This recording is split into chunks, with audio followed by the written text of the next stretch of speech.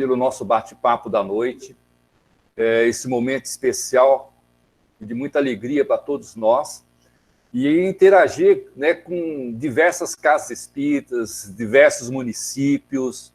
Então, para nós, é uma alegria imensa de podermos contar com a presença de todos vocês. Tá ok? Nós vamos pedir para a Jo, a gente vai, para quem está nos ouvindo, a gente gostaria que mantivesse os microfones fechados, né, a hora que o Orson começar a falar, né, a gente vai manter fechado. E as perguntas, por favor, manda pelo chat, que a Cláudia vai monitorar as questões, ok? Eu vou passando as questões, uma a uma, para o Orson, de uma forma tranquila de fala. É uma experiência nova para mim. O Orson talvez não é, porque ele já tem participado de diversas lives nesse esquema, mas para nós é a primeira experiência, ok? Jo, você faz a prece para nós, Jo? Faço sim, Luiz, com muito prazer. Então, vamos fechando os nossos olhos um minutinho.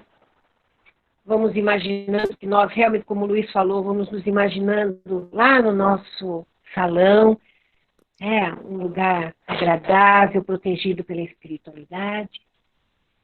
Vamos levando o nosso companheirinho Orson, para o nosso salão ali, para que ele também se sinta à vontade. Vamos cumprimentando a todos os amigos espirituais, responsáveis por esse trabalho, que possam nos envolver, nos fortalecer, nos intuir, possam envolver o Orson com todo carinho, para que ele receba também essas vibrações amorosas, né? Que a sua fala possa calar nos nossos corações, possa calar nos corações dos nossos irmãos desencarnados presentes, para ouvir esta conversa de hoje. E vamos de antemão pedindo à espiritualidade querida que leve todas as nossas vibrações amorosas aonde se fizer necessário nesse momento. Que toda essa energia gerada, que seja de amor, que seja de paz, que seja de carinho, possa chegar a quem necessitar. E pedimos a vós, mestre querido, com todo carinho, todo respeito, que nos cubra com o vosso manto de amor, de luz, de equilíbrio e saúde, para que a gente continue fazendo essa nossa parte, sempre, com muito carinho, muito respeito, muita responsabilidade, mas acima de tudo, Senhor, com muito amor e muita alegria no coração. E esteja conosco, Senhor, nos envolvendo, hoje e sempre, no ideal maior de amar e servir, com Jesus no coração. Obrigada, Pai, obrigada, Jesus, e obrigada a todos esses amigos queridos da espiritualidade. Que assim seja. Orson, a casa é sua. Seja bem-vindo. Orson, então, como disse já, é uma alegria imensa tê-lo conosco, uma alegria imensa estar com todos aqueles que estão aqui, de outra cidade, de outras casas, da nossa casa também, que a gente tem bastante participante. Então, para nós, é uma alegria imensa tê-lo conosco. Como você já falou no começo e muitos já ouviram, né? A primeira vez, a balsa não funcionou, ficou preso em Ilhabela, né? E daí transferimos para a data de hoje e uma pandemia impediu você de estar fisicamente conosco, mas estamos aí conectados virtualmente, né, com os nossos sentimentos voltados aí espiritualmente. Então, Orson, seja bem-vindo a Guararema, virtualmente, ao nosso Centro Espírita Natalício de Jesus. Como falei no começo, completa este ano 107 anos de existência. Natalício de Jesus, por quê? Ele foi fundado no dia 25 de dezembro de 1913. Então, Natal de Jesus, Natalício de Jesus. Então, o nome é em homenagem ao aniversariante do mês, né? Por conta disso, o nome Natalício de Jesus. O Orson, sabemos que ele é lá natural de Mineiros, do Tietê, e atualmente reside em Matão. Palestrante conhecido de todo o Brasil, do exterior, realizando várias palestras doutrinárias, sendo também articulista, né, articulista de vários jornais, revistas e sites, autor do livro que achei interessante, eu não conhecia, vou ter que buscá-lo, Causa e Casa Espírita. E o outro, dentre outros, né, que são praticamente mais de 10 obras, né, Espíritos. Quem são? O que fazem? Onde estão? Por que nos procuram? E preside também o Instituto aí do Caibar Schutel, né, que a gente sabe que é um dos pioneiros, né, um dos vultos do espiritismo do nosso Brasil. Né? Sabemos em que o Caibar ele ficou conhecido como o pai dos pobres de Matão, o apóstolo de Matão. Então a gente vê perfilando dentro da história, né, do movimento espírita, né, da divulgação da nossa doutrina, nós vemos quantos irmãos queridos aí, dentre eles, né, Dr. Bezerra, o nosso Caibar, Euripides Barçanufo, nosso querido Chico, né, que há pouco tempo retornou à pátria espiritual, são irmãos queridos que veio dar o seu exemplo através do trabalho dignificante e nos incentivando a esta conduta nossa. Sabemos que Caibar também é conhecido como bandeirante do espiritismo. Então, o nosso Orson ele vem de uma terra, né, que é responsável aí, que tem assim, um grande compromisso com a espiritualidade local. Sabemos que Caibar lançou o jornal Clarim, que muitos conheceram, né, a revista internacional de espiritismo. Tá? E um detalhe de Caibar, é que ele tem lá registrado na lápide dele, o Orson pode depois confirmar, né, que está lá uma frase célebre dizendo: vivi, vivo e viverei, porque sou imortal. E realmente, somos espíritos, somos imortais. Ok? Orson, seja bem-vindo, a nossa gratidão por tudo. A sua fala inicial, e depois nós vamos começar a pipocar você com as questões, aí, com as perguntas, aí, para que você possa nos envolver mais um pouco, tá ok? Seja bem-vindo, meu irmão. Muito boa noite, meus amigos do Natalício de Jesus. É uma honra muito grande, é uma alegria. Eu agradeço muito a oportunidade e levo a vocês o meu abraço de Matão, a terra de Caibar Schutel, como tão bem citado aí pelo nosso Luiz. Quero saudá-los com o meu abraço, extensivo às demais cidades inscritas, participantes, presentes aqui. E eu chego à conclusão que eu não tenho méritos de ir a Guararema, né? Impedido 2 vezes. O mérito é de vocês de morarem aí. Os 2 planejamentos foram frustrados presencialmente. Tenho que me contentar com a presença virtual. Mas isso não tira em nada o nosso bom ânimo, a nossa alegria e a nossa gratidão por essa oportunidade tão bendita, tão abençoada, nesta realidade nova que nós estamos vivendo. Tivemos que nos readaptar, reinventar, e estamos todos ganhando com isso, eu penso, porque apesar da ausência do abraço, do aperto de mão, da convivência, da proximidade física, nós estamos adquirindo outros valores, estamos desenvolvendo outros mecanismos, estamos aprimorando nossa capacidade de compreender a vida, de refletir mais sobre as questões que envolvem a nossa vida. Então, a minha saudação a vocês, de imensa alegria e de gratidão por esta oportunidade. Realmente eu nasci em Mineiros do Tietê, resido em Matão há 20 anos, sou pai de 3 filhos, tenho 2 netos, estamos, eu e Neuza, casados há 39 anos, e a nossa caminhada aqui está. Sou espírita de infância, meu avô já era espírita, de forma que desde o ventre já sabia, desde antes da encarnação, já tinha consciência que abraçaria o espiritismo a partir da família, né? O livro que você citou, Luiz, Causa e Casa Espírita, foi meu primeiro livro, foi lançado em 1998, está esgotado, necessitado de atualização. Eu gosto muito de escrever, gosto muito de falar em público. Sai daqui. E essa oportunidade da pandemia me fez descobrir intensamente os mecanismos virtuais que já estavam à disposição e agora estão sendo utilizados largamente, né? Eu tive a oportunidade durante a pandemia de fazer lives quase que diariamente, continuo fazendo essas entrevistas valiosíssimas, primorosas, pelas respostas dos entrevistados. Estão lá no meu canal de YouTube à disposição de vocês, tem coisas preciosíssimas ali. Os entrevistados foram muito felizes nas respostas, o que naturalmente nos enche o coração de mais alegria, de mais entusiasmo, dada a grandeza da doutrina espírita. Eu tive a oportunidade de solicitar ao nosso amigo Hélio Ribeiro, que é de Niterói, também entrevistá-lo, fazer uma live com ele, mas ele preferiu, ao invés de fazer uma live, fazer um relato gravado. E nos surpreendeu com um relato sobre o Dr. Guilherme Taylor Mark. Quando você se referiu, Luiz, ao nosso Caibar Schutter, ao nosso Dr. Adolfo Bezerra de Menezes, imediatamente eu me lembrei do Dr. Mark, porque a história é muito comovente, muito comovente.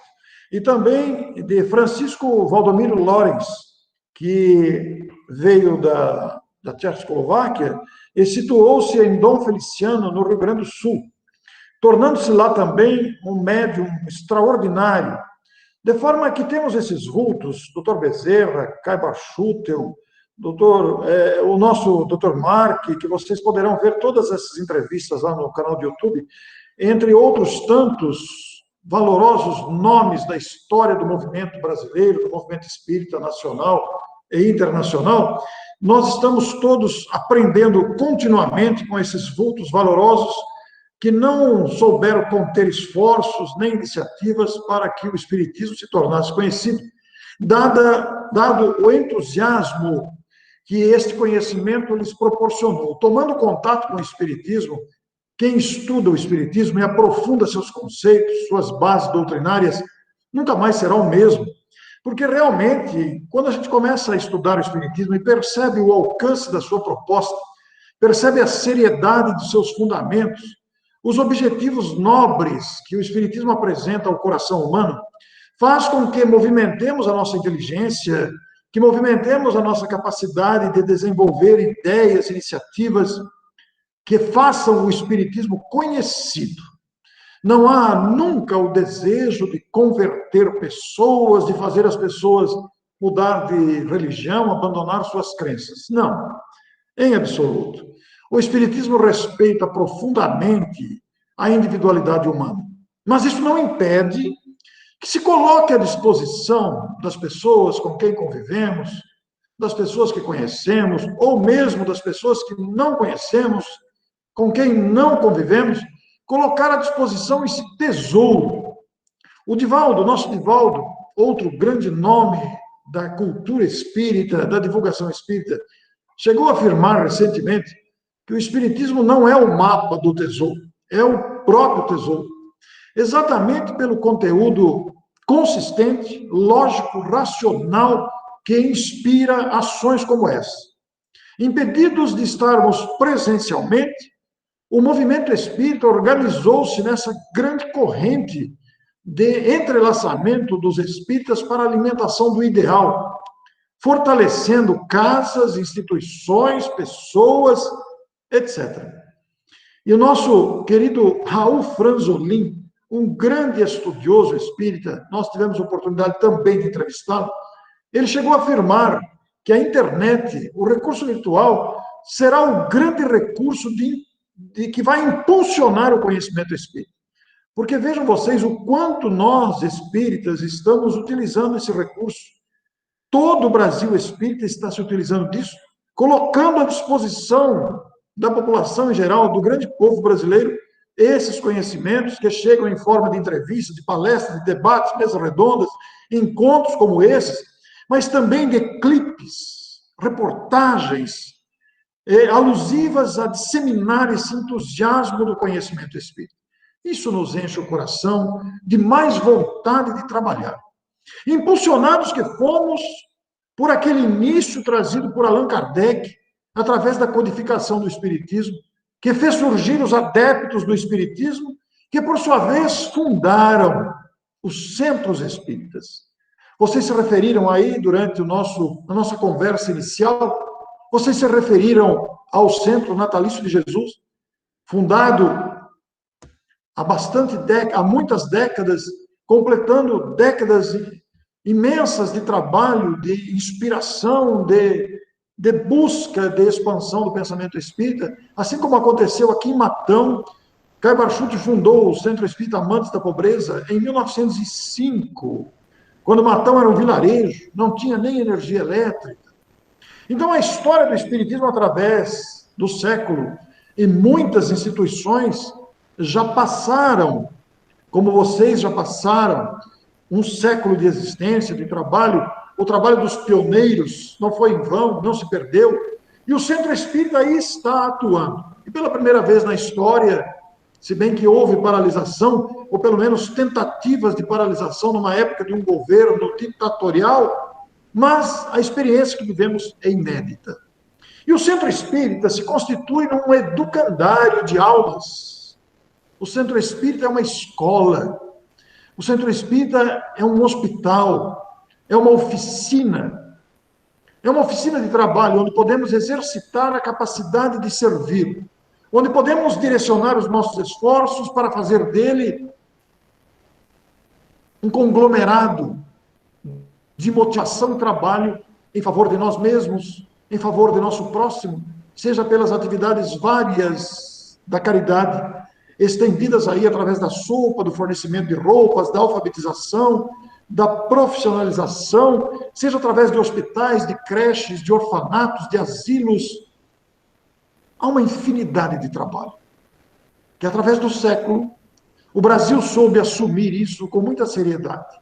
E o movimento espírita brasileiro levou muito a sério esse trabalho, fazendo do Centro Espírita uma oficina que forma, recicla e mantém trabalhadores atentos ao dever, ao compromisso de servir. Ao mesmo tempo em que socorre os enfermos da alma e do corpo, em iniciativas variadas, através de fornecimento de medicamentos, de atendimentos fitoterápicos, de atendimentos com pomadas, mas também de atendimento mediúnico, de vibrações, de atendimento fraterno. É um hospital, é uma enfermaria, e igualmente é uma escola, é um educandário de vastas proporções. Educa o sentimento, educa a alma, fornece instrução, transmite conhecimentos. Então, esta feição do Centro Espírita como um grande educandário de trabalho e de socorro a desencarnados e encarnados, a necessitados da matéria e do espírito, ao desenvolvimento da inteligência, ao incentivo para a aquisição de virtudes, conta com a figura do médium. O médium é um ser humano comum, é um ser humano igual dos outros. É uma criatura que, todavia, traz consigo um compromisso. Seja um compromisso para ressarcir a própria consciência, seja um compromisso para desenvolver alguma necessidade própria, ou para exercitar o amor ao próximo através da mediunidade socorrista. Mas a mediunidade em si, ela não é exclusividade do Espiritismo, ela não é invenção do Espiritismo, não é imaginação de Allan Kardec. A mediunidade é uma faculdade humana, orgânica, que está presente em todas as épocas da humanidade, muito antes do Espiritismo, é claro. Desde que existe o ser humano, existe a mediunidade. Mas, ao mesmo tempo, em que cumpre a função de despertar a nossa fé, incentivar a fé, é meio de comunicação entre os encarnados e os desencarnados.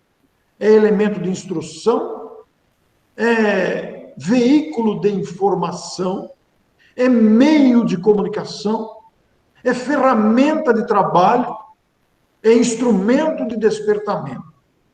Porque Deus, na sua grandeza e bondade, não deixa nenhum de seus filhos abandonados. E em muitas épocas, e em muitos lugares, a mediunidade era a única ferramenta de socorro aos enfermos. Muito diferente dos dias de hoje, quando temos à disposição todo o desenvolvimento da ciência médica para nos atender. Mas houve épocas e houve lugarejos que não havia recursos como temos hoje. E muitas vezes, os únicos capazes de atender enfermidades e curar doentes eram os médiuns, que se apresentavam muitas vezes como benzedeiras, que se apresentavam muitas vezes como pessoas dotadas de certas faculdades, capazes de curar, como ainda hoje existem, mas com muito mais abundância no passado. Então, a mediunidade é uma ferramenta de trabalho. É um instrumento em favor do próprio crescimento do médium, que deverá exercer naturalmente a sua vigilância, especialmente agora com o advento do Espiritismo. O Espiritismo disciplinou a mediunidade, explicou a sua função, comentou e orientou o seu uso.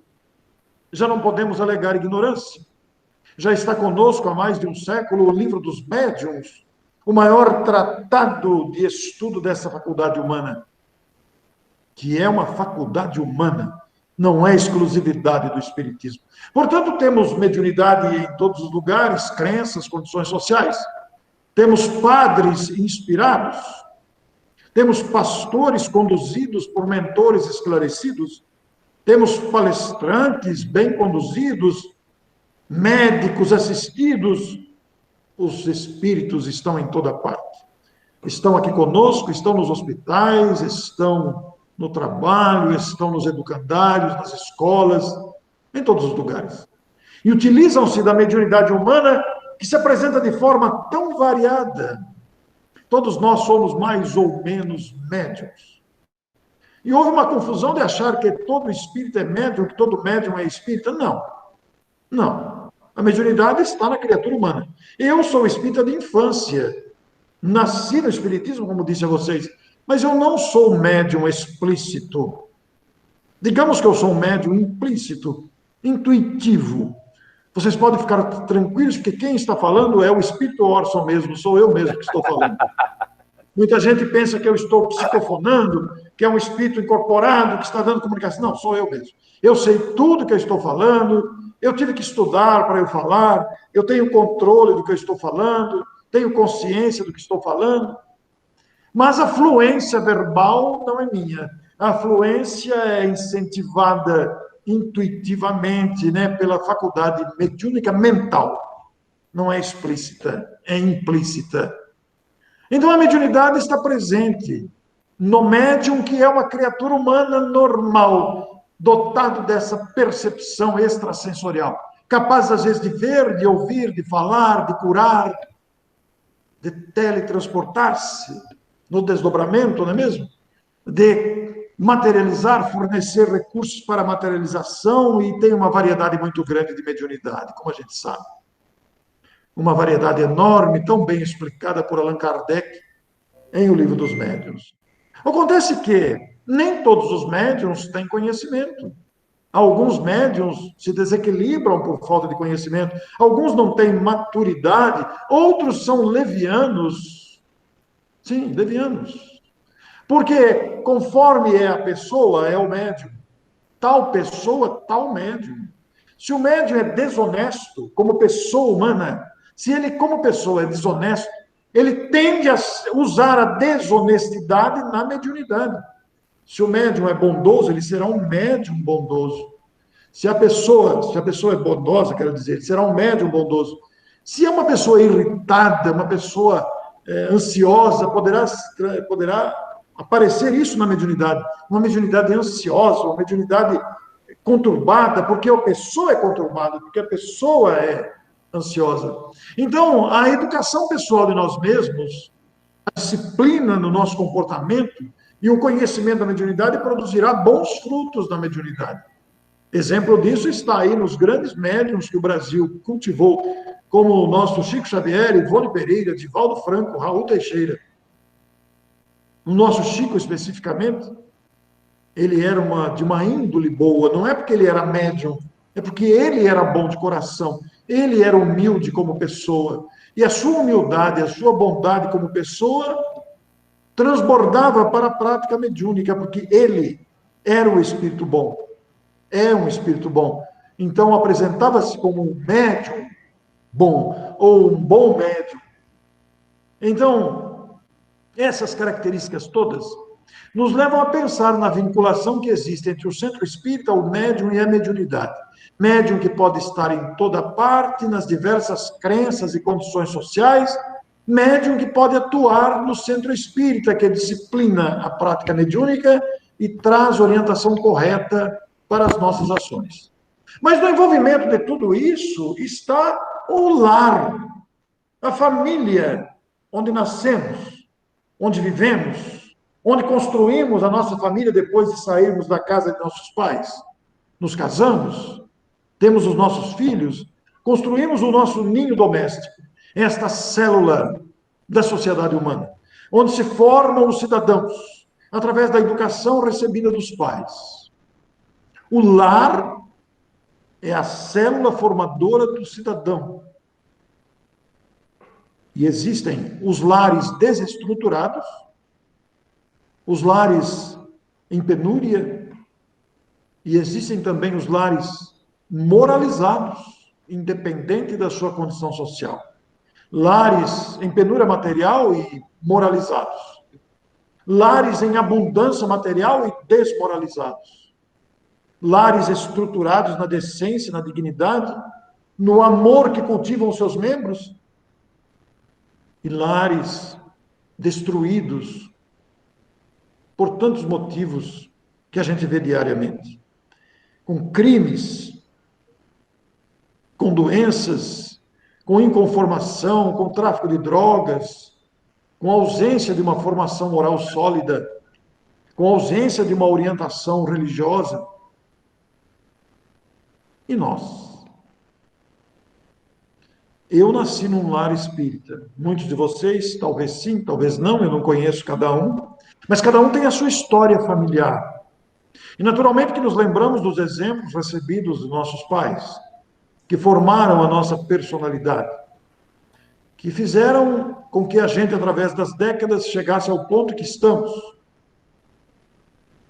Lembrando com gratidão da ternura, da condução amorosa dos nossos pais. E há uma vinculação muito grande também entre o lar e o centro espírita, e a mediunidade, sem dúvida, porque muitos lares detêm médiums que atuam no centro espírita ou atuam em outros segmentos religiosos que também usam a mediunidade, já que a mediunidade não é prática exclusiva do espiritismo. E naturalmente que a atividade, falando de nós, né, o centro espírita, a atividade espírita influi diretamente no cotidiano familiar e vice-versa. Porque a estrutura familiar vai influenciar o funcionamento do centro. A depender das pessoas que conduzem a instituição, essa condução vem da formação e da vivência que ele tem no aconchego familiar. Porque o centro espírita reflete o conhecimento de seus integrantes, de seus diretores. E quando há um lar orientado pela prática espírita, naturalmente que nós teremos uma instituição fortalecida, pois que o estudo do espiritismo não está restrito ao momento da reunião do centro, mas também em casa, através da prática do evangelho no lar, nas conversas concernentes às questões do cotidiano, analisadas à luz do espiritismo, fortalece os seus membros para que este efeito benéfico se dê no centro. Por sua vez, a estrutura psíquica vibracional do centro beneficia diretamente o ambiente do lar, fornecendo subsídios, fornecendo a estrutura psíquica vibracional espírita, para que o lar tenha no centro uma fonte de socorro para o seu próprio equilíbrio. E o centro busque, na estrutura familiar, os elementos para também funcionar a contento lá na tarefa de trabalhar os conteúdos doutrinários e oferecer substância às pessoas que buscam o centro espírita. Há uma vinculação muito intensa entre espiritismo, educandário de almas, mediunidade, faculdade humana e o lar. estrutura inicial da sociedade. Porque os três se conjugam perfeitamente quando sabemos e conhecemos o que isso significa. A formação de uma família não é fruto do acaso apenas da procriação, na reprodução humana. Ela é fruto da sabedoria divina, que estabeleceu que o ser humano nasceria totalmente fragilizado e dependente dos cuidados de um adulto. E pela união sexual, nasce o serzinho dependente, desprotegido, chamando a atenção dos pais para protegê-lo, para cuidar dele. Criança que vai desenvolver-se, crescer, tornar-se um adulto, colhendo as impressões do pai e da mãe, absorvendo os exemplos dentro de casa, para então atuar na sociedade. E através da mediunidade, ainda que intuitiva, ainda que não ostensiva, dos membros da casa, dos irmãos, dos tios, dos avós, dos pais, essa mediunidade se torna instrumento para que os espíritos intuam, protejam, amparem, sugiram nos momentos de dificuldade para fortalecer a estrutura familiar, colhida muitas vezes nas orientações, nos debates, nos grupos de estudos, mas também no trabalho cristão desenvolvido pelo Centro Espírita. Então, quando a gente vê uma estrutura dessa, tão bem formada, pensada, organizada, e que nós vamos nos adaptando face às nossas imperfeições, não é mesmo? Porque nós trazemos imperfeições gritantes dentro de nós, mas somos convidados a melhorar. E agora chamados coletivamente, ao mesmo tempo, para uma nova postura. Diante da pandemia, tivemos que rever, e estamos revendo, e pensamos que é uma ocasião extraordinária essa que estamos vivendo. E a misericórdia de Deus é tão grande que nos proporcionou o mecanismo virtual antes da pandemia, para que durante a pandemia tivéssemos esse instrumento à disposição.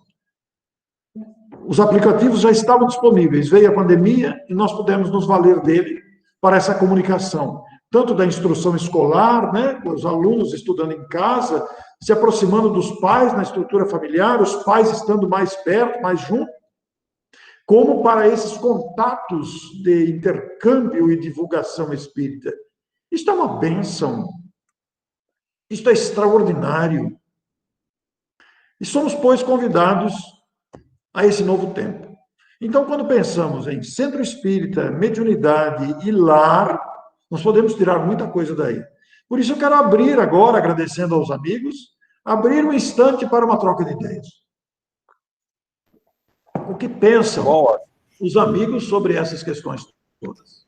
Realmente, eu acho que a sua introdução aí nos respondeu aí alguns questionamentos de cada um de nós. Eu acho que é muito importante ter uma visão ampla do centro espírita.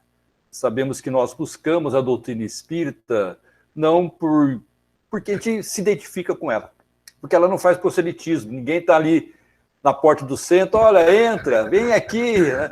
Então nós acabamos buscando, né, a nossa educação, digamos assim, religiosa, que identificamos com a doutrina espírita, sagrada doutrina espírita. Mas veja bem, Orson, chegou aqui uma pergunta aqui, qual a relação do meu lar com o centro espírita? Eu sei que você falou muita coisa aqui que deu para mim, já deu uma mergulhada, mas estão reforçando aí nessa questão. Qual é a relação da minha casa, do meu lar, com o centro espírita? Nós estamos aqui, podemos dizer que já estamos interagindo. Nós trouxemos hoje o nosso centro espírita para dentro da nossa casa a partir desse momento. Pois é, isso é muito bonito, né? Porque, apesar de estarmos todos em casa, nós estamos interagindo e estamos usufruindo da oportunidade de trocar ideias, de debater. Naturalmente que a ligação, a interação do lar com o centro espírita é muito intensa, né? Porque o lar é um local de aconchego, é o local onde nós permanecemos a maior parte do tempo, onde nós descansamos, onde nós convivemos com a família. Esta convivência com a família é que nos fortalece. Eu vou dizer por mim, eu, antes da pandemia, eu sempre viajei muito, né? Agora faz 3 meses que não viajo. Eu sempre viajei muito, fazendo palestras pelo Brasil todo, viajava e era sempre uma alegria voltar para casa. Visitava inúmeros centros espíritas, também participava aqui em Matão, né? Mas é sempre uma alegria voltar para casa. Mas, ao mesmo tempo, é uma alegria estar com os companheiros. Porque nós, como vocês aí, estamos saudosos de se encontrarem novamente, de nos abraçarmos, de nos convivermos uns com os outros, de fazermos o trabalho conjuntamente que se desenvolve de tantas formas. Então, a relação entre o centro espírita e o lar é intensa, porque o lar é que fortalece, porque aquelas pessoas que vão no centro são integrantes de uma família que vivem num lar. Aquelas pessoas que vão no centro, é verdade que vão pessoas procurar ajuda, que às vezes são pessoas estranhas ao grupo que ali trabalha, mas que poderão integrar-se e formam uma família espírita daquele bairro, daquela cidade, daquela casa, cidades pequenas, menores, às vezes tem um centro espírita só, então se forma a família espírita daquela localidade. Mas existem localidades que têm muitos centros espíritas, muitos bairros, então forma-se verdadeiros núcleos familiares que igualmente têm prazer de se encontrarem em datas específicas, confraternização de final de ano, reuniões de trabalho, tardes de torta, tardes de pizza, onde as mesmas pessoas que atuam na família, que convivem na família, muitas vezes são parentes, são amigos entre si e que também se encontram no centro espírita. Esta vinculação é que forma os laços sólidos da fraternidade. Então, é uma relação muito intensa que nós devemos valorizar bastante, porque é uma relação de fraternidade. E como a bandeira do espiritismo é o amor, a caridade, esta também é uma forma de caridade, valorizar a casa espírita e valorizar a família. Nós não podemos viver só na casa espírita. Tem pessoas que falam, leva a cama e dorme lá, não é mesmo? Porque o sujeito não sai do centro, também está errado. Ele tem que dar atenção à sua família. Não pode só ir no centro, tem que ficar em casa também, tem que conviver com a família, ter os momentos de lazer, os momentos de intimidade na família. Mas também não pode, sob a alegação de que hoje eu tenho que ficar com a minha família, abandonar o centro espírita. Aí é um contrassenso, aí é um disparate. Há que haver um equilíbrio. Tem pessoas que querem ir no centro espírita toda noite. Não, olha lá, mede bem as coisas. Tem que ficar em casa também, mas também tem que ir no centro. Então vai eleger quantos dias eu vou no centro. 2 por semana, 3 que seja, mas o dia de ficar em casa é o dia de ficar em casa, né? Então isso é muito importante, essa vinculação, essa consciência. Porque muitas pessoas se jogam totalmente no centro, e aí o que ele faz? Ele afasta a família do espiritismo, porque esse é o espiritismo que rouba o meu marido, o meu pai, daquele caso. É aquele que só vai no centro e esquece a família. Então tem que ter esses cuidados, né, Luiz? Tem que haver o equilíbrio, né, Orson? Tem que haver equilíbrio. Equilíbrio. Ok? E na sequência aqui, é uma relação assim, o efeito de tratamento à distância. Só é eficaz no evangelho no lar? Eu acho que eu entendo essa pergunta assim, né? Eu acho que o tratamento à distância, nós estamos no lar, tem muitas pessoas que, de acordo com a sua necessidade de enfermidade, não pode tomar o passe, então faz-se um socorro à distância. Mas o evangelho no lar também é importante, é fundamental, é onde nós fazemos o equilíbrio psíquico do nosso lar. O que você tem a dizer disso daí, Orson? Sem dúvida, o Evangelho no Lar é uma fonte inesgotável de bênçãos para o ambiente da família. E o Evangelho no Lar permite que façamos vibrações para quem está doente, para quem está à distância. E quando se faz com amor, com desprendimento, com desejo de ser útil, o desejo realmente de auxiliar, aquele amor espontâneo que vibra mesmo, desejando que as suas vibrações atinjam a pessoa necessitada, a gente não tem dúvida nenhuma. O efeito vai alcançar a pessoa a quem estamos orando. Mas há um detalhe muito interessante nessa história. Realmente estamos agora, nessa época, com uma perspectiva diferente, porque agora nós não estamos aplicando o passe no centro. Nós estamos vibrando à distância. Podemos dar um telefonema, passar uma mensagem do WhatsApp, fazer até um contato visual aqui através das plataformas virtuais para encorajar alguém, para endereçar palavras de conforto, de carinho, para que a pessoa se sinta amparada. Mas pensemos que há muitas pessoas que vivem sozinhas.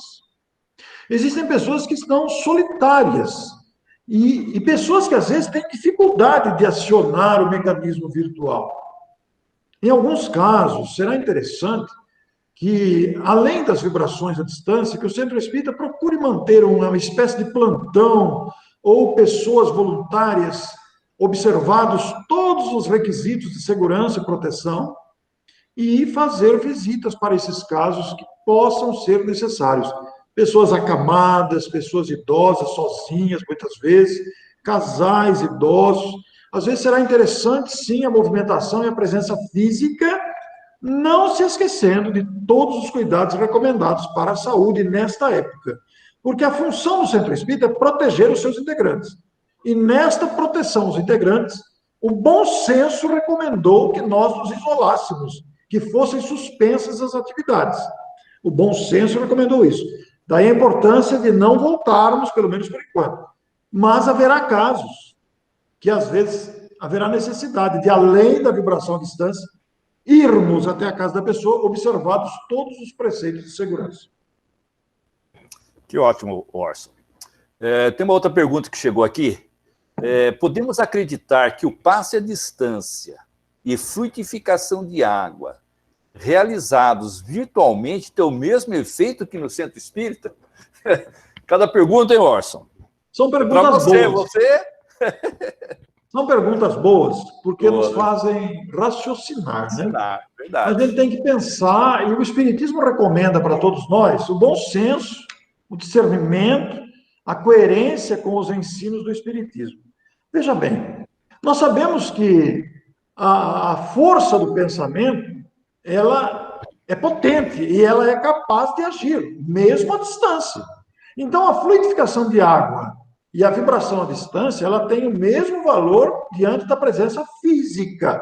Mas aí é um detalhe fundamental. Aquele que ora com fervor, aquele que vibra com amor, ele deve fazê-lo com confiança. Não duvidar, é claro. Porque o que vai fazer a sua vibração direcionar-se em favor de quem está necessitado, da fluidificação de uma água que está lá, à distância, é a sua fé. Mas o beneficiado também precisa nutrir esse pensamento. Porque existem pessoas que solicitam preces, solicitam vibrações, mas porque não está na presença de alguém, duvida. Essa pequena dúvida, de uma certa forma, ela traz algum prejuízo para esta vibração, porque ela cria como um opaco, uma coisa que atrapalha, como se tivesse uma nuvem, um embaçamento. A vibração vem, porque existe sinceridade de quem emitiu. A vibração chega, o pensamento, o tratamento à distância. Mas a pessoa não deve duvidar, a pessoa deve crer com a sua fé. Essa atitude de fé, a recepção com ardência de fé, surte o mesmo efeito que se estivesse na presença da pessoa. Porque mesmo na presença tem os que duvidam, meus amigos. Mesmo na presença, tem pessoas que falam, eu quero tomar passe com aquele, que aquele lá eu não confio. Pronto, já estragou. Eu não quero tomar passe com aquele lá, eu quero com aquele. Pronto, já está demonstrando desconfiança. A gente, quando vai receber um tratamento, você tem que se entregar confiante. É como você vai viajar de avião, você tem que confiar no comandante. Você vai tomar um táxi, você tem que confiar no motorista. Você vai tomar um ônibus, você tem que confiar no motorista. Você vai se submeter a uma cirurgia, você tem que confiar no médico. Você vai tratar o dente, você tem que confiar no dentista. E a mesma coisa vale para esse raciocínio. A confiança de quem vai receber é fundamental. Realmente, Orson, você fez lembrar ele que a nossa casa é uma casa centenária, tem muitas histórias. E há muitos anos atrás, nós tínhamos, nos trabalhos do passe, a gente tinha uma médium que ela era muito querida. Ele até já desencarnou. E a gente começou a observar em que o pessoal fazia a fila para entrar na câmara de passe e algumas ficavam assim, não, pode passar na minha frente. Pode passar na minha frente. Porque ela ficava ali na porta, a hora que vagava a cadeira daquela companheira, ela corria para sentar. E daí, porque ela marcava, né? Daí que começamos a fazer, nós vamos fazer rodízio de cadeira de passista. O passista está no meio. Por quê? Você vê, né? Tem tudo isso dentro da casa espírita, muitas vezes são pessoas que ainda não vivenciam a doutrina, né? Então tem esses, como é que fala mesmo? Esses rituais em que as pessoas criam, porque não acaba criando ritual mesmo, é verdade, você usou a palavra certa. Então vamos lá, tem mais uma aqui, Orson. O que devo fazer se percebo a presença espiritual dentro do meu lar? Nós estamos rodeados de espíritos, né? Até aqui agora, que estou sentindo vibração, viu? Aliás, eu quero dizer para vocês que durante a prece foi muito perceptível aqui a presença carinhosa de benfeitores, né? Eu creio que ligados ao trabalho de vocês, né? Porque a vibração do espírito do espírito que às vezes me ajuda, eu já conheço. Agora hoje foi uma vibração diferente, possivelmente vibrações aí de vocês, né? Então, se a gente percebe uma vibração que não é agradável, que não é uma vibração boa, no caso aqui foi uma delícia, foi uma sensação suave, deliciosa, confortante, né? Mas a gente pode perceber um ambiente pesado, por exemplo, proveniente, às vezes, da presença de um espírito desequilibrado, enfermo, revoltado, inconsciente, sabe-se lá. Bom, a doutrina espírita é pródiga nisso, né? O primeiro recurso é o pensamento, é a prece, é a oração. E não é o medo. O medo só piora as coisas, o medo só atrapalha. A primeira providência imediata é a concentração no bem, porque a concentração no bem, a busca dos recursos espirituais, a busca de Jesus pelo pensamento, pelo coração, pelo sentimento, atrai as forças espirituais que vão atender aquele irmão em necessidade, vão encaminhá-lo, vão ajudá-lo e nós ficaremos amparados. Mas, se nós estivermos com o pensamento conturbado, guardarmos mágoa, estivermos aborrecidos, estivermos com vontade de vingança, aí o resultado vai ser muito pequeno, né? Nós temos que nos despir de sentimentos contrários à fraternidade para que o auxílio venha e seja eficiente. Porque se o auxílio chega, mas nós estamos envolvidos por sentimentos de ódio, a perturbação permanece, né? Realmente. É o orar e vigiar, né? Jesus nos falou. Vamos lá, nós temos uma pergunta aqui que foi identificada aqui, a Noeli que fez essa pergunta para nós, a companheira da nossa casa. Diante da pandemia, qual deve ser a atitude do médium ostensivo? Essa pergunta ela é muito pertinente, porque nós vivemos uma situação inédita, né? E nós, como disse na questão anterior, uma das abordagens anteriores aí, a função do Centro Espírita é zelar pela segurança dos seus integrantes.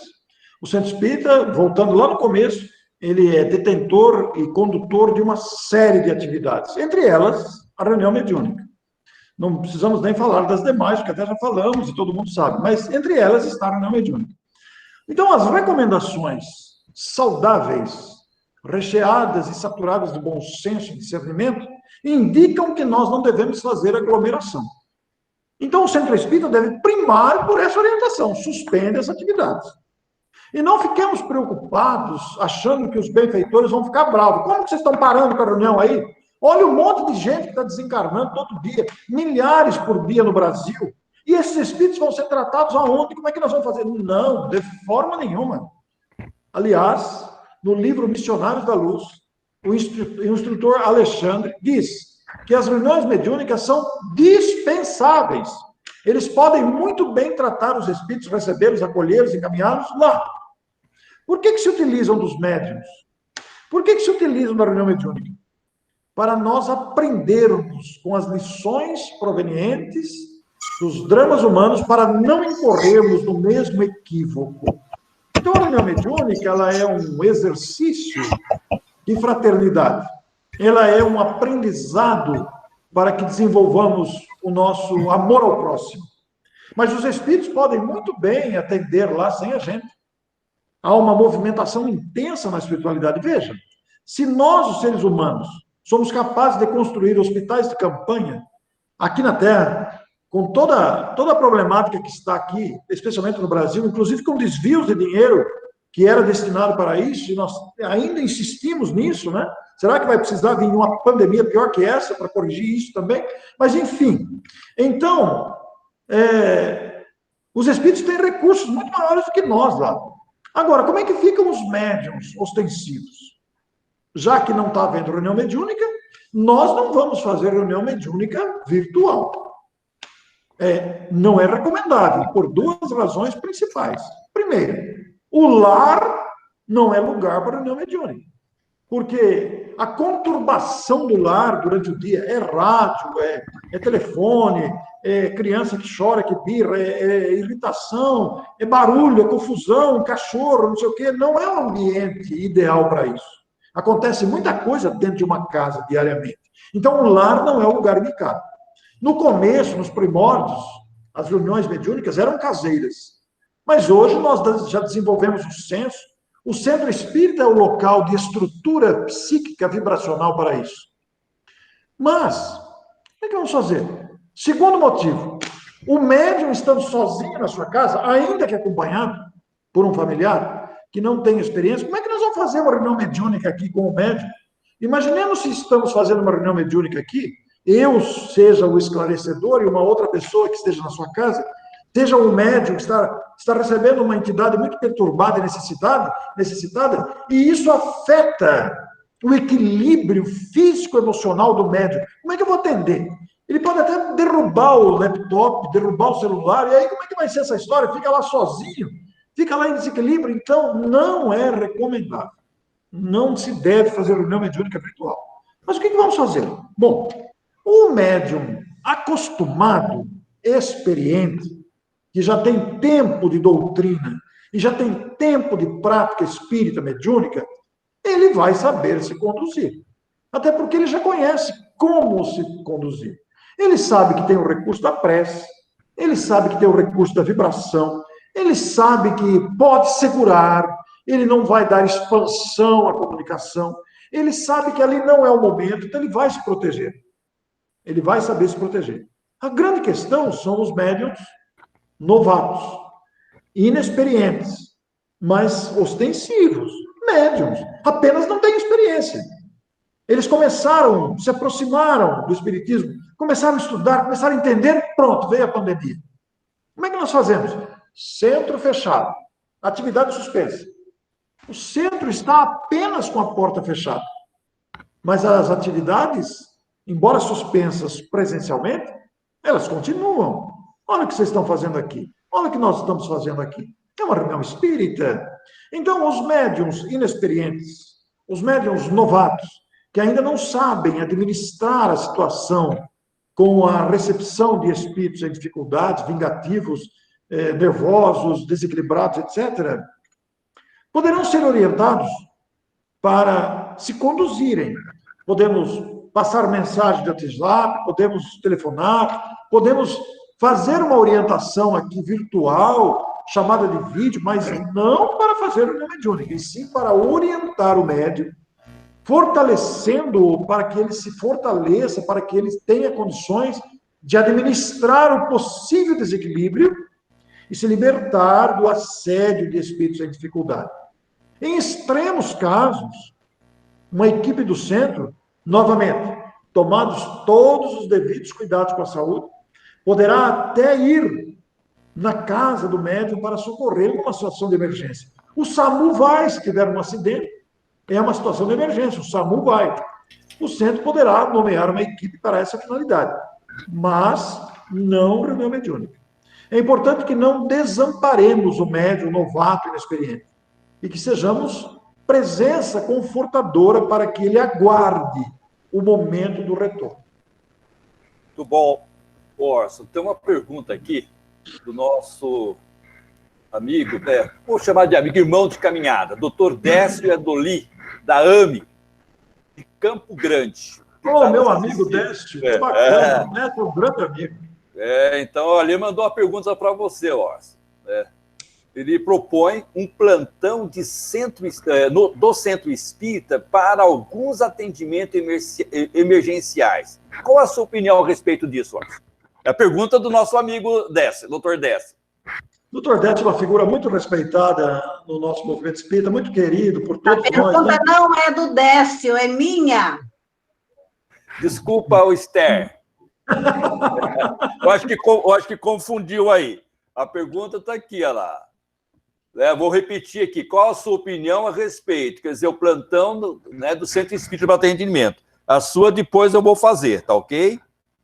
Então tá bom. Bom, é o que eu falei na pergunta anterior, né? Da mesma forma que existem as emergências, que vai o Corpo de Bombeiros, vai o SAMU, o Centro Espírita pode montar um plantão de atendimento, seja atendimento virtual para dar orientação, para fortalecer as pessoas, ou seja, um plantão mesmo. Às vezes haverá necessidade da presença física. Às vezes poderá haver.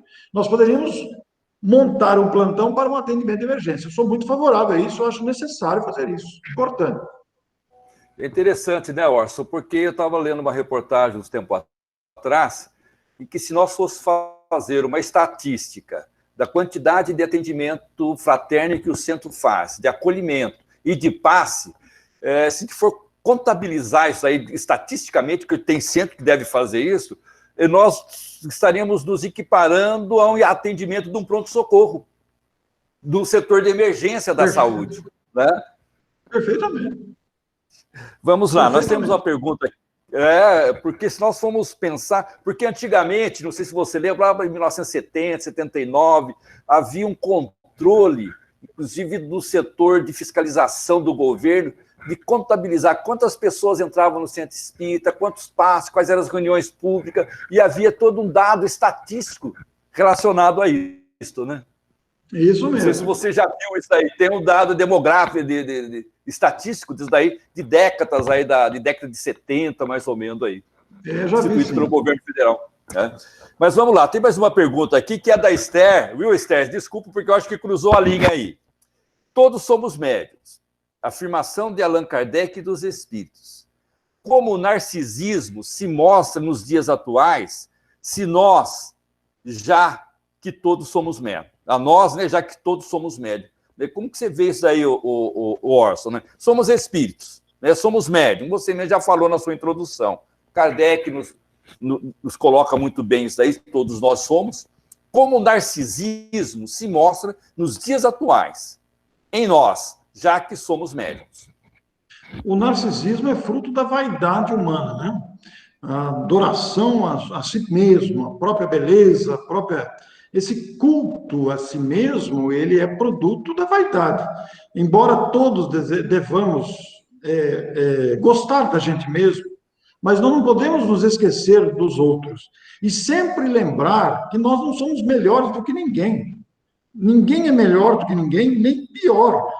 Somos todos irmãos, vindos da mesma origem, destinados à mesma finalidade, ao mesmo objetivo, e estamos todos incluídos nesta caminhada de progresso. Então, o narcisismo, esse desejo de cultuar a si mesmo, é um perigo que o médium está exposto, que é o perigo da vaidade. E não é só o médium que está exposto a isso, né? O palestrante espírita está exposto a isso, a pessoa que dá passe está exposto a isso, o presidente do centro está exposto a isso, e isso se ficarmos dentro do movimento espírita. Se sairmos do movimento espírita, nós vamos ver os estragos que a vaidade faz na sociedade humana, fruto dessa prepotência, dessa pretensa, dessas vaidades, dessas pretensas tolices, vaidades bobas, né, dispensáveis, porque ninguém é melhor do que ninguém, todos somos criaturas humanas necessitadas. E se formos picados pelo vírus da vaidade, nós somos tendentes ao fracasso, porque a vaidade, ela não tem cabimento, a vaidade não serve para nada, a vaidade é um perigo para o médium. O médium que se sente envaidecido da sua superioridade, da sua mediunidade, ele está esquecido que ele é uma criatura como qualquer outra, que ele é frágil e sujeito a quedas e deslizes. Então, nós vemos surgir, infelizmente, a gente vê surgir isso, autopromoção, né? A gente vê a pessoa se dar ares de importância, mas nós somos tão medíocres moralmente, do ponto de vista tecnológico, de progresso material, nós somos top de linha, mas moralmente, eu tenho dito isso nas minhas palestras, moralmente nós somos medíocres. Eu não estou falando de nós que estamos aqui, mas estou falando da humanidade. A humanidade, somos criaturas com extrema dificuldade. Eu entrevistei, Luiz e amigos, o professor Otacílio Rangel do Nascimento. Otacílio é um palestrante espírita muito querido, muito simples, muito humilde. Mas ele é um cientista muito reconhecido no seu meio. Ele é um dos mais importantes cientistas brasileiros. E ele, como pessoa, é uma pessoa super humilde, simples. Nós o entrevistamos, está lá no meu canal do YouTube. Ele falou sobre pluralidade dos mundos habitados. E em determinado momento, em que a conversa caminhou para esse rumo, nós estávamos falando dos problemas que existem, que a gente fica, ele falando da imensidão do universo, da imensidão das galáxias, da grandeza de Deus, e a gente fica discutindo bobagem aqui embaixo, fica perdendo tempo aqui embaixo. Veja o que está acontecendo na política, essas disputas que não levam a nada. E às vezes dentro do movimento espírita. E ele usou uma frase fenomenal, que vale dentro e fora do movimento espírita. A gente fica disputando ignorância. E a vaidade se enquadra nisso. A vaidade é uma tolice, porque ninguém é melhor do que ninguém. Ninguém é pior do que ninguém. Cada um de nós está no estágio que construiu a si mesmo, cada um de nós está na necessidade que precisa. E no Espiritismo, nós estamos para aprender, não é para nos autopromovermos, não é para parecer que somos aquilo que não somos. Nós estamos aqui como alunos de uma grande escola, porque somos crianças espirituais. Ainda somos vaidosos, ainda somos egoístas, ainda somos orgulhosos, ainda trazemos muitas imperfeições.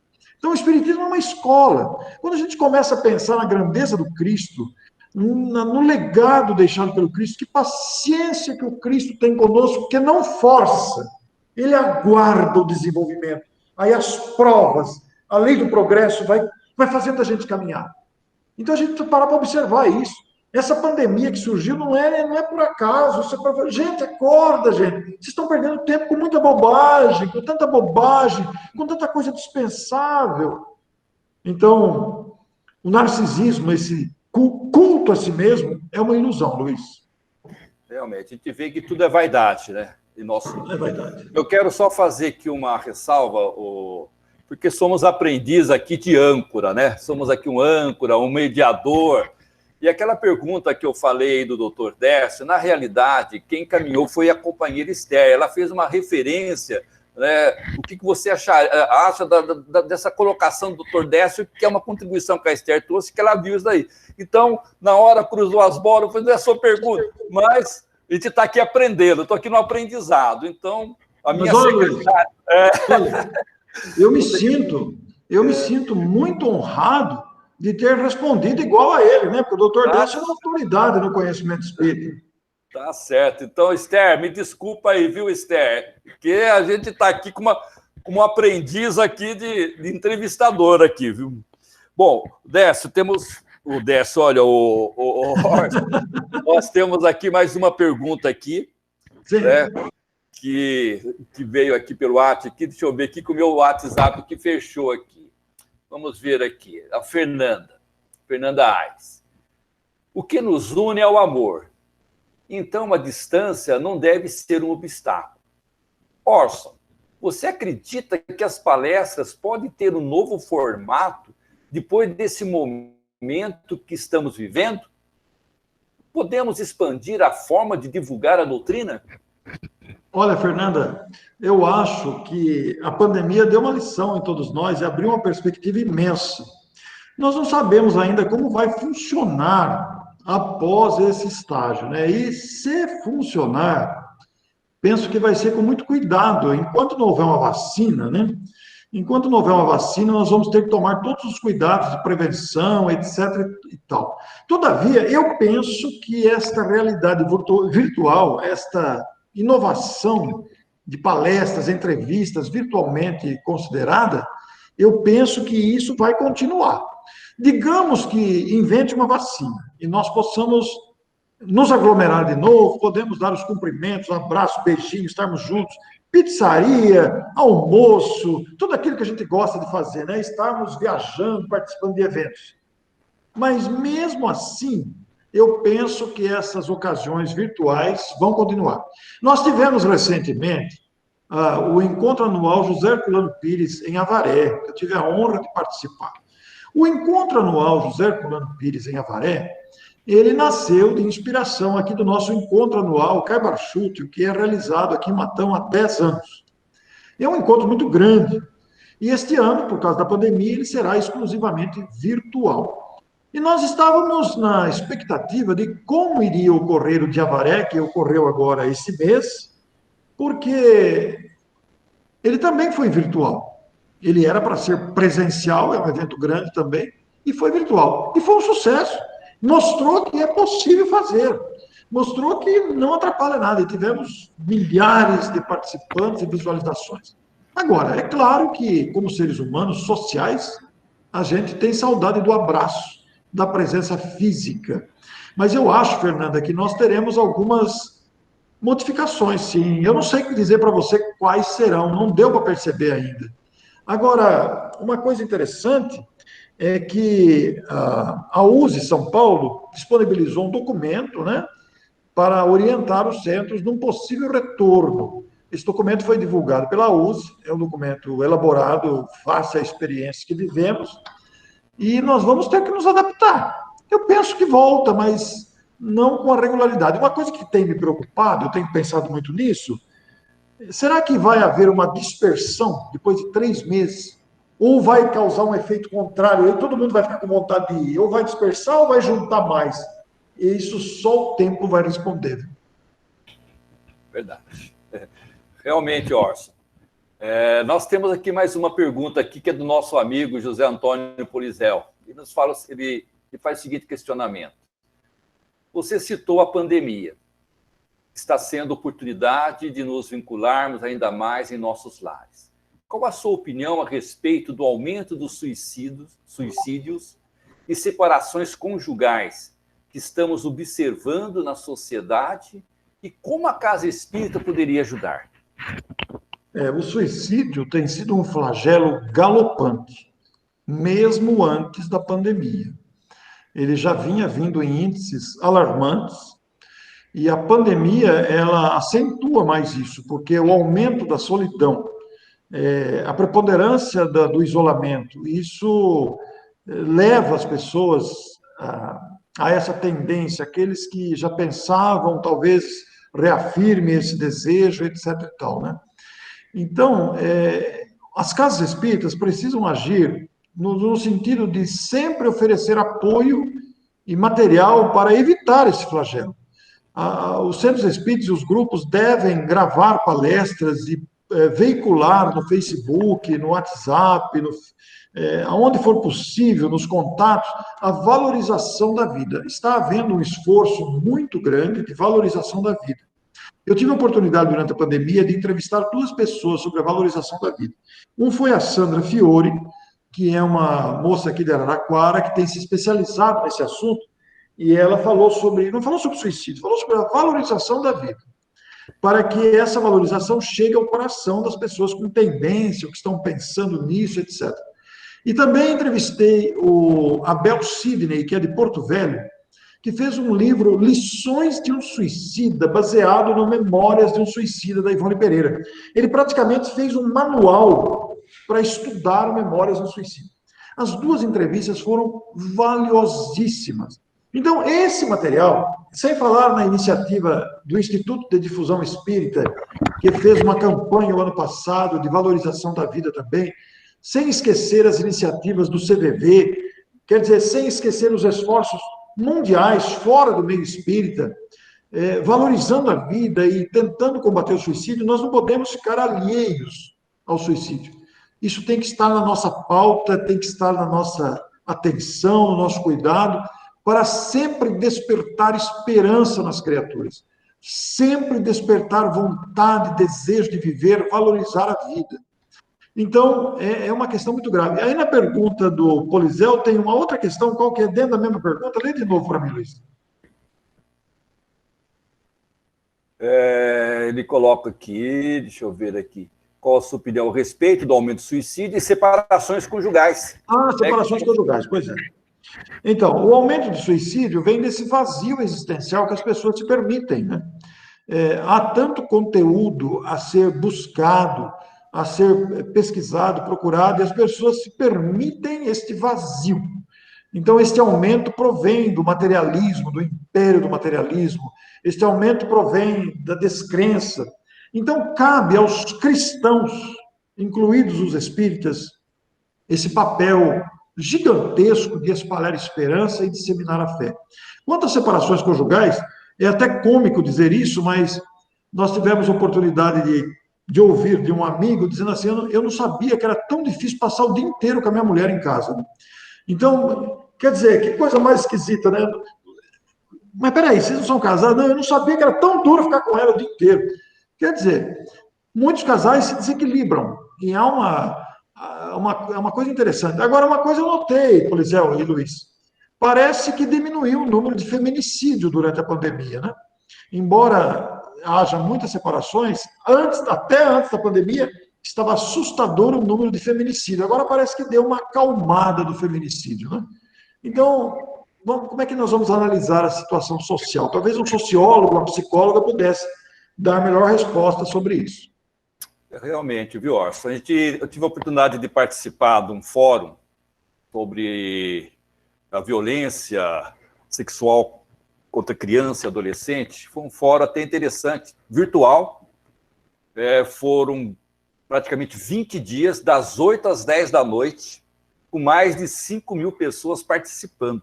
Puxa, eu achei assim extraordinário. E durante esse período tinha 3 palestrantes. Cada um falava meia hora, 45 minutos, e depois tinha uma sessão de perguntas que a gente, conforme nós estamos fazendo aqui, a pessoa ia colocando no chat. Então, eu achei isso super interessante. Por quê? Você está divulgando um trabalho grandioso. Embora o feminicídio tenha diminuído, mas nós observamos em que o número de violência, né, aumentou bastante. Principalmente contra criança, adolescente. Sim.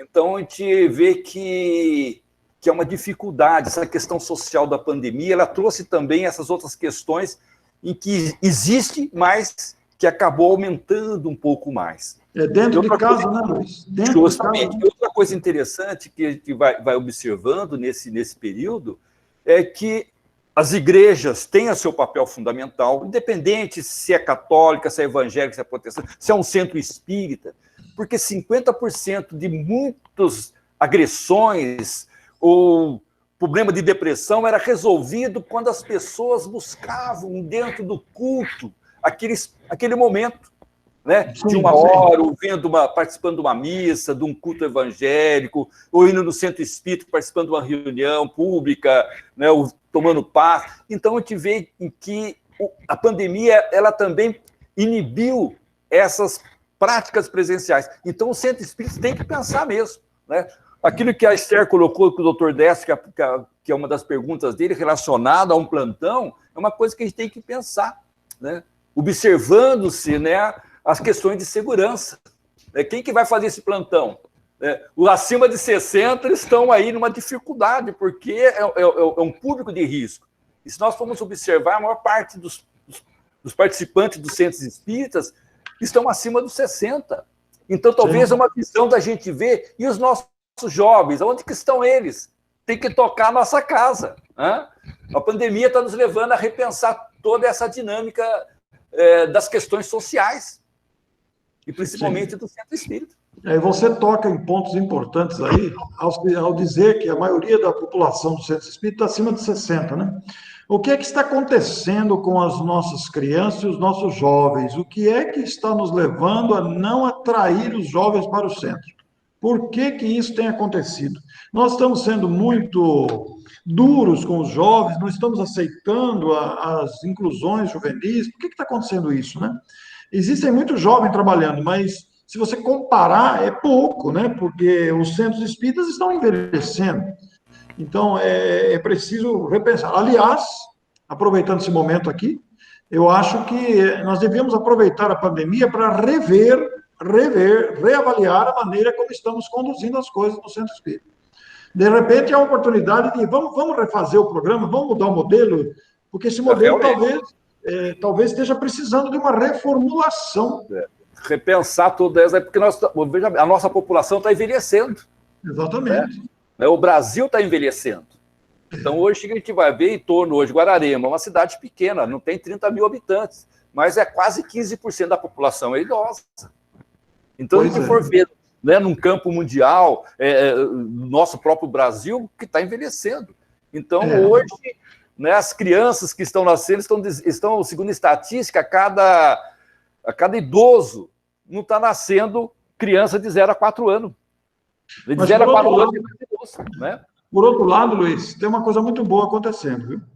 Você sabe que um dos nossos amigos, um brasileiro que mora no Canadá, que nós conversamos esse dia, ele disse que quando as editoras começaram a lançar aqueles livros do Chico, com letras grandes e mensagens curtas, que você fazia um livro pequeno com poucas frases.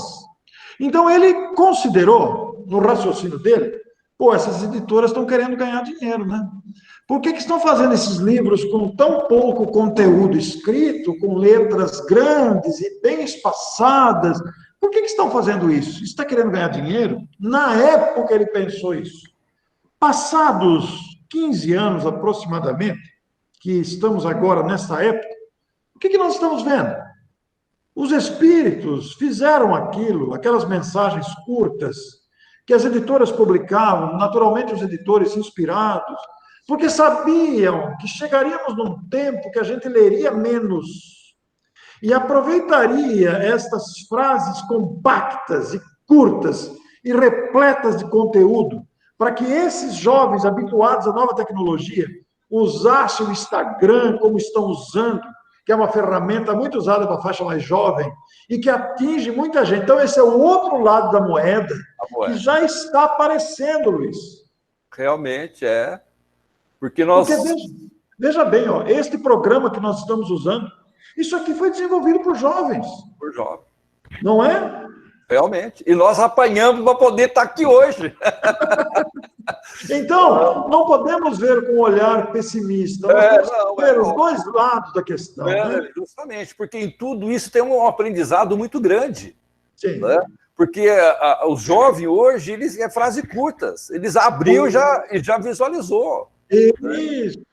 E a sociedade está sofrendo uma profunda mudança. Nós estamos habituados ao nosso jeito de viver. Mas quem é que disse que o nosso jeito de viver é o ideal? A sociedade muda toda hora. E depois tem outro, Orson. Nós viramos um século e um milênio. Pois né? A última pergunta aqui, Orson, é da Luciana, companheira da nossa casa, que faz parte da evangelização, da equipe de evangelização. Ela coloca assim: como o senhor enxerga a evangelização espírita infantil e juvenil em época de pandemia, mesmo perdendo muitos trabalhadores? Olha, já se sabe, por convicção, por solidez, que a evangelização infantil é a tarefa mais importante da Casa Espírita, porque ela prepara o trabalhador espírita de amanhã, ela prepara o cidadão, homem de bem, de amanhã. É a tarefa mais importante do centro. Mas é uma tarefa, normalmente, pouco valorizada pelos dirigentes. Há pouco tempo que essa consciência vem sendo se formada muito lentamente. Até pouco tempo, as crianças iam no centro, então o dirigente falava assim, pegava uma adolescente, fica lá com as crianças, distrai elas lá. Né? Hoje não, hoje nós temos projetos e pessoas que estão se especializando cada vez mais para, através de conteúdos atraentes, semear no coração infantil o Evangelho do Cristo e as noções doutrinárias. Por nossa vez, os pais, os avós, nós temos que falar abertamente com os nossos filhos, sobrinhos e netos sobre os princípios doutrinários. Falar abertamente de reencarnação, de desencarnação, de morte, de comunicação de espírito. Falar abertamente. Porque as crianças absorvem com muita facilidade. Todavia, a pandemia causou um distanciamento. As crianças pararam de ir ao centro. Os centros suspenderam as suas atividades. O que temos visto? temos visto algumas iniciativas. Em alguns lugares, as professoras de evangelização, os evangelizadores, estão gravando vídeos, historinhas, para que as pessoas tenham acesso a essas informações e ofereçam às crianças conteúdos. Mas as iniciativas ainda são tímidas, porque essa iniciativa precisa ter um incentivo da direção da casa. A direção da casa deve apoiar essas iniciativas. Eu sempre disse isso, que a casa tem que apoiar a reciclagem dos seus tarefeiros, custear a ida dos evangelizadores para cursos de reciclagem e formação de evangelizadores. E a maioria das casas não tem essa preocupação. Mas deveria ter, porque é uma preocupação vital. E em tempos de pandemia, o que acontece? Como não havia motivação, agora com a suspensão, afasta-se de vez. E há um outro fenômeno muito interessante nisso daí. Muitos pais apenas levam as crianças do centro. Mas os pais, além de levar as crianças do centro, deveriam participar. Muitos centros oferecem atividade simultânea para a criança e para os pais. Nem todos fazem isso, o ideal seria isso. Mas a criança deve, o pai deve ir junto, a mãe deve ir junto com a criança, para a criança sentir que o centro é importante. Mas observa-se muitas vezes que quando tem aniversário, tem festinha, o centro é a última opção. Se não tiver nada para fazer, vai no centro. Deveria ser o contrário, né? Deveria ser o contrário. Realmente. A gente observa isso, infelizmente. Realmente. O prejuízo de quem é? É nosso mesmo. O prejuízo é da própria sociedade humana, das próprias sociedades espíritas, e talvez esteja requerendo aí um investimento maior das direções do centro espírita em valorizar esse trabalho mais intensamente. Como que nós vamos valorizar? Cada casa vai descobrir o seu mecanismo. Não existe uma receita própria. Existem casas que têm as salas específicas, fornecem material para os evangelizadores, custeiam a ida do evangelizador para cursos, tem várias formas. Mas é preciso alimentar isso, porque a evangelização infantil é a atividade mais importante que o centro espírita possa manter. Realmente, Orson. Então, a gente fica feliz porque você tocou no assunto e nós temos a alegria de dizer que a gente está conseguindo a nossa equipe de evangelizadores, utilizando essa ferramenta que nós estamos aqui, o Google Meet, e mantendo algumas atividades com as crianças à distância. Com as crianças. Então, é uma forma de estarmos, né? Eu acho que as capacitações, as reciclagens, eu acho que é importante, a gente tem feito intercâmbio, eu acho que isso auxilia. Se nós não tivermos essa abertura, a gente vai ficar estanque. Né? O centro fecha a porta e o patrimônio que... Né, a gente pega uma casa centenária como a nossa aqui, e daí? Qual é a nossa responsabilidade? Né? Aliás, Luiz, essa interação que você citou aí de capacitação, isso é para tudo, né? Porque um centro que não participa das atividades do movimento, ele morre. Ele morre. O centro precisa estar integrado. E não só o centro. O tarefeiro espírita, o trabalhador espírita, ele precisa participar de eventos, ir em outros centros e criar essa integração, porque é isso que alimenta o movimento. Tem que ter o intercâmbio, né, entre as casas espíritas. O Natalício de Jesus é o único centro espírita da cidade, hein, Orson? Ah, é o único? É o único. Nós já tivemos a oportunidade de uma companheira fundou um centro espírita num bairro nosso, aqui distante, teve curta sobrevivência, infelizmente. Ela viu se a gente poderia assumir, mas por conta da distância a gente não teve condições de assumir, de tocar esse centro, e acabou fechando. Mas a gente procura manter esse intercâmbio com as outras casas. Então a gente tem uma afinidade muito grande com quase todas as cidades da nossa região aqui. Porque a gente faz parte da USE, né? Atualmente, a gente está aqui vinculado à USE Intermunicipal de Jacareí, então a gente tem todos os companheiros das casas de Jacareí, do Vale do Paraíba, então a gente procura integrar São Paulo, que está perto de São Paulo, e está praticamente a 75 quilômetros da capital, então as oportunidades. Eu vejo, sim, palestras, né, o seminário, enfim, que as casas espíritas nos convidam, nós temos que estar presentes, é uma forma da gente se capacitar, não tem outra forma, né? É o investimento que a gente está fazendo, esse investimento para nós mesmos. Né? Não tenha dúvida, Luiz. É exatamente isso. O Orson, acho que nós estamos finalizando. Né? A gente... Passou rápido, hein? Deixa eu dar uma olhada aqui. É porque a gente não perde o tempo. A única coisa que vai ficar, que é a presença que a gente gosta. Toda vez que nós fazemos a nossa palestra, a nossa casa, a gente faz um coffee break. Então, hoje você vai ter que pedir para sua esposa aí, olha, o cafezinho aí, que, olha, o centro lá, olha, não ofereceu nada.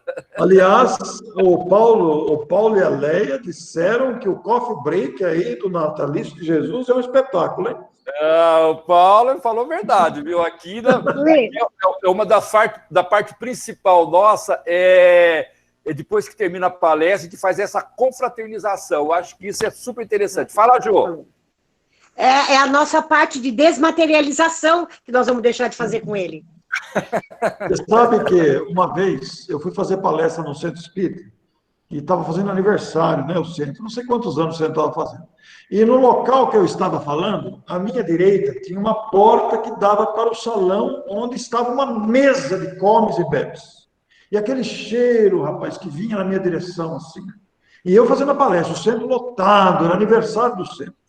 A hora que acabou a palestra, todo mundo bateu palma, que beleza, que palestra bonita. Aí o presidente falou, Orson, meus parabéns, muito obrigado. Hoje foi aniversário do centro, que palestra bonita. Mas agora, gente, nós vamos para a melhor parte.